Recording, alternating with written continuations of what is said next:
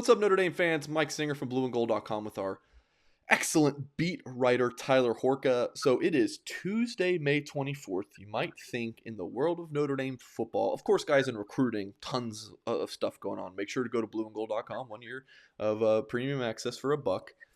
On the football side of things, I mean, we're it's not a season where things are very busy, but Tyler and the gang of Blue and Gold do such a good job of still writing such interesting content. So some of the topics we're going to be discussing in this Notre Dame football update video coincide with stories that we've also written at blueandgold.com. So I'd say maybe the football news of the day, if you can even call it that, Marcus Freeman in Dallas. He was at the Dallas Mavericks shoot around today, so maybe there's a little bit of luck of the Irish there for Dallas, who's down 3-0 in the Western Conference Finals. So we have a tweet there from Tim McMahon of ESPN. Tweet reads, Freeman's buddies with Dallas's defensive coordinator. I didn't know NBA teams have defense coordinators, but hey, not you. The more you know.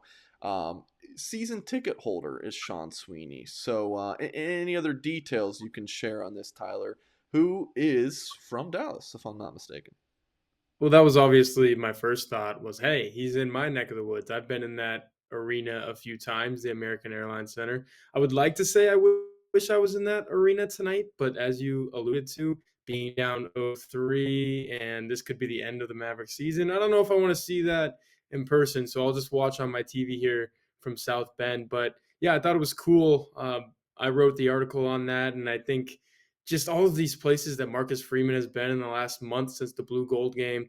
He's been to Chicago for a Rockne Gala speaking event. He's been to Tampa, Florida, where he met Dick Corbett, of all people, the namesake of the sponsorship of the head coaching title at Notre Dame, I suppose. I think he was in Hilton Head, South Yep. Carolina.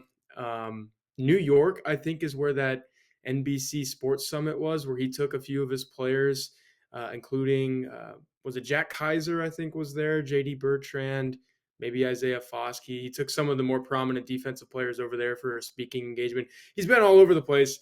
I like to see that this one was kind of, by all accounts, it seemed to me just kind of leisurely, catching up with a friend, catching up with a guy in Sean Sweeney, who you mentioned is an assistant coach for the Mavericks, who I read an article in Dallas Morning News, spends a lot of time in South Bend, spends his off seasons in South Bend, big Notre Dame football fan. So that was kind of cool to see some of my world clash, my world back home clash with what I do now up here in South Bend and covering Notre Dame. So I'm sure he's not even in Dallas at this point. I guarantee you Marcus Freeman is in an airplane somewhere, headed somewhere else, because that's just the life he lives. But this was cool to see him, kind of on the other side of the sports world, in a professional setting, professional I, sports setting.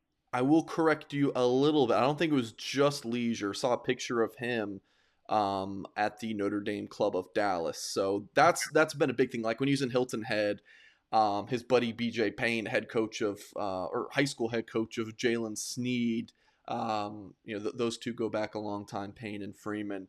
He ran like a 5K or something in Hilton Head, and so yeah, he was in. He's doing a lot of these. So he did a Notre Dame club of Hilton Head. So he's going to all these different Notre Dame clubs, like it's the spring evaluation period, so all the assistant coaches are on the road. The head coach of the school is not able to hit the road during this period. It's probably killing Marcus Freeman inside. The guy loves traveling, clearly. I'm sure that's got nothing to do with him having 6 or 7 kids, and wanting to get out on the road. But I'm joking. Thank you for chuckling. Okay, so recent over/under released for the Notre Dame 2022 season, according to points bet, 9.5. I mean, Vegas is very good at setting these 9.5. It to me is not a clear. This is free money, like last year felt like free money, because I want to say it was about the same. It was like Notre Dame's easily going to have a double-digit winning season, or maybe it was even lower than 9.5. Maybe it was 9. But your thoughts on the over/under? What would you say right now? Because I could go either way on it. First thing I want to do is mention Vegas, because you did, and I think that is the right number, because on the message board at blueandgold.com, I've been kind of banging the 9-3 drum. I think I think they lose to Ohio State.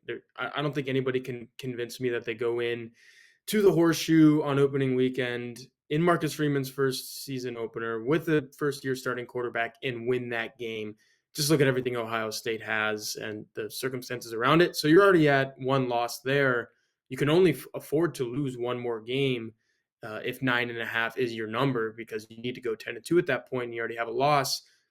They're going to lose to, maybe it's Clemson, maybe it's USC, maybe it's BYU out in the desert in a kind of funky environment at Allegiant Stadium in Las Vegas. I can see this team losing 3 games, so I'm going to stick to 9-3, and I'm going to say under 9.5.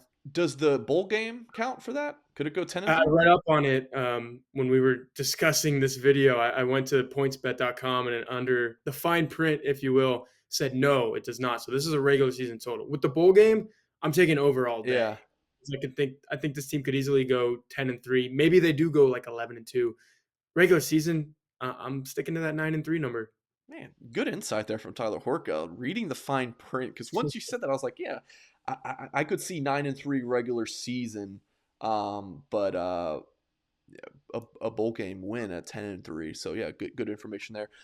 Marcus Freeman, I think it was at the gala you mentioned earlier in Chicago, gave quite the quote about the disparity between Notre Dame and Cincinnati. Of course, the Bearcats, his former program that he coached at, was a defense coordinator there for a few years. I don't remember the quote off the top of my head, so remind me and our audience, Tyler, what he had to say about the disparity, because Notre Dame had 2 players drafted in this in April's draft. Cincinnati had several. Yeah, Cincinnati had 9, and you're putting me on the spot there because I don't remember the quote off the top of my head either, but it was something to this effect. Well, He it brought up just popped up on the screen. I just popped it on the screen, so we're good. So the people There can it read is. it there. Blueandgold.com. There you go. We've got it all. But yeah, basically, Chris Zort was the one interviewing him, and he kind of left it open ended. He just brought up Cincinnati and he said, "What is that whole dynamic like? What's that been like?" Marcus Freeman is the one who went out of his way to say, "Yeah, we recruited some pretty dang good players there when I was there for 4 seasons, and you saw that in this past draft with 9 guys getting drafted." And then he went on to say, "But Notre Dame only getting 2 guys drafted compared to this group of 5 school, which, look, they had the best group of 5 season of all time in the college football playoff era, only group of 5 team that's qualified for the college football player. Freeman had a lot to do with that, but at the end of the day, Notre Dame is Notre Dame, Cincinnati is Cincinnati." And Freeman said that shouldn't happen to where Cincinnati has 7 more guys drafted in one NFL draft, and it's not going to happen for as long as I'm there. So definitely some interesting stuff. When I was going back through, I think it was about an hour length of an interview, and I was just like, okay, I can write about this. I'll write about this. When I heard that, I was like, oh yeah, I'm gonna write about this right now. And I think the people who read that in our message board and Twitter and everything, the numbers reflected that. It was a pretty interesting quote. All right, so I was pulling as you were talking. I was pulling up this article that you wrote at blueandgold.com last week. CBS Sports experts put together the top 25 head coaches in America, and then had a just missed from the outside or whatever it was. Freeman comes in at number 49. I don't know how you can really accurately, like, is that too high or too low? 49. I mean, I don't know. He's coached 1 game, and it was the bowl game last year again, in the Fiesta Bowl. I don't know if you can really count that on Freeman's coaching record either. So I don't know how you can accurately project him somewhere. What are you thinking along my lines? Like, what was your reaction to seeing Freeman listed as a number 49 best head coach in the country? The way I see it is that's pretty good if you're Marcus Freeman, like you said, having only coached 1 game, because if Notre Dame does win 10, 11 games this year and they're knocking on the college football playoff door, then I think he's going to be knocking on the door of that top 25 that you mentioned. He could be, somewhere in the 25 to 30 range. And at that point, you're moving up 20 spots in these rankings. If Notre Dame has a disappointing year, there's not much room to fall down. I think he's only going to fall down a few spots. But to put some context to this, and I wrote this on blueandgold.com as well, you've got guys like Clark Lee, who was a defensive coordinator at Notre Dame not too long ago, Mike Elko, defensive coordinator at Notre Dame not too long ago, who are behind Freeman in these rankings. So if you're looking at it, I think that's actually a nod to Freeman in the sense that these people at CBS have seen all he's done in the offseason recruiting wise, galvanizing a program, galvanizing a fan base, and they've said, okay, he's done all the right things so far besides lose the Fiesta Bowl. We're going to slot him in ahead of, I guess it would be 16 or 17 coaches, whatever it is that rounds out the group of five on that list. And he's only coached one game. To me, that says more about Freeman than, just saying, all right, he's the 60th best coach because we haven't seen anything yet. They have seen some stuff, and it's been all the off the field stuff. Again, guys, it's late May. Not a ton going on in the world of Notre Dame football, but Tyler Horka gave an excellent insight. So go to blueandgold.com, read all of Tyler's content, sign up $1 for 1 year premium access. Appreciate you guys for watching, and of course, we'll catch you next time.